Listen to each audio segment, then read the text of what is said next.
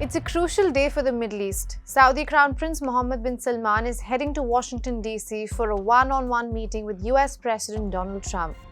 The latter has been not so subtle about how badly he wants Saudi to normalize ties with Israel. I hope that Saudi Arabia will be going into the Abraham Accords fairly shortly. But to keep it straight with you, that's not happening in this meeting. So what are the two leaders really meeting for? I'm Ananya Dutta. Let's get started.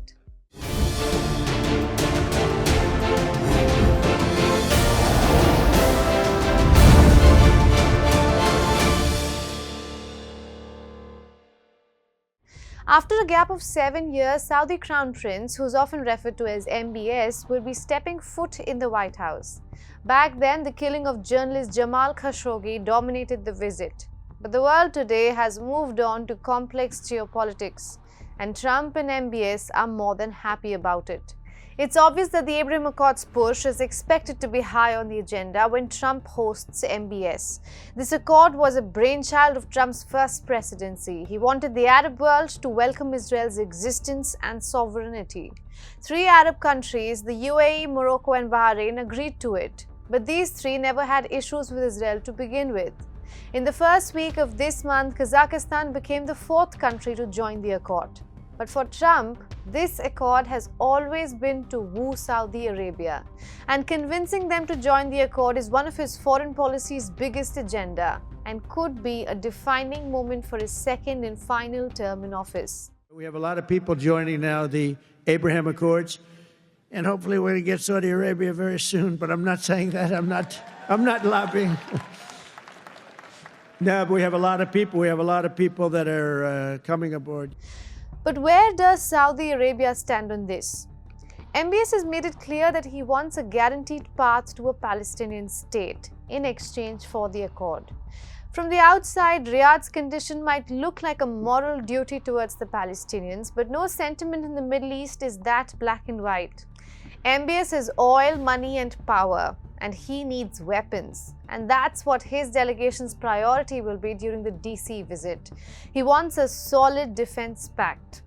In presence of President Donald Trump has demonstrated the importance of strengthening the GCC security, protecting their interests, countering terrorism, and eradicating its movements alongside boosting GCC military, security and defense capabilities to address all threats and fighting with shared vision against regional and international challenges to achieve regional and international security and stability. And the latest catalyst for this thought is Qatar. When Israel struck Hamas leaders in Doha in September, Trump signed an executive order that essentially upgraded Qatar's status, declaring that any attack on Qatari territory or critical infrastructure would be viewed as a threat to American security.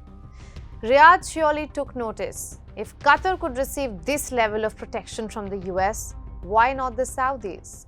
One of your goals in the meeting, have you decided whether to sell F-35 fighter jets to Saudi Arabia? Are you going to do that? Well, they want to buy a lot of jets.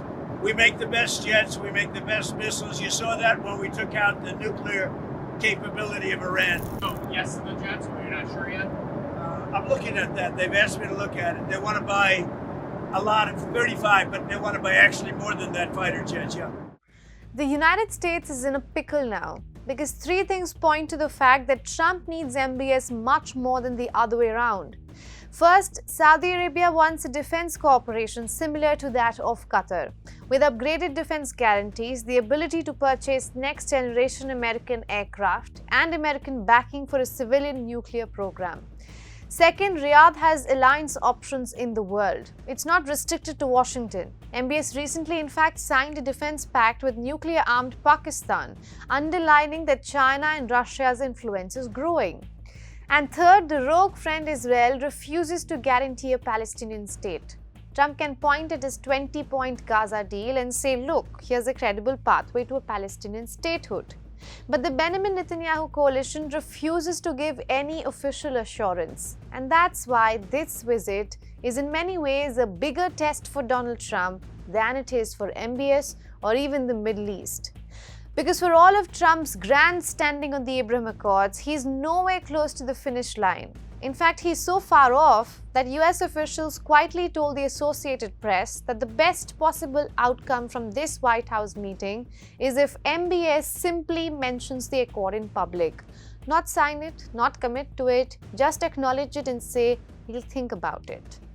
So put it in Trump's language, he definitely does not have the cards. Thanks for watching Grey Zone. I'm Ananya Dutta.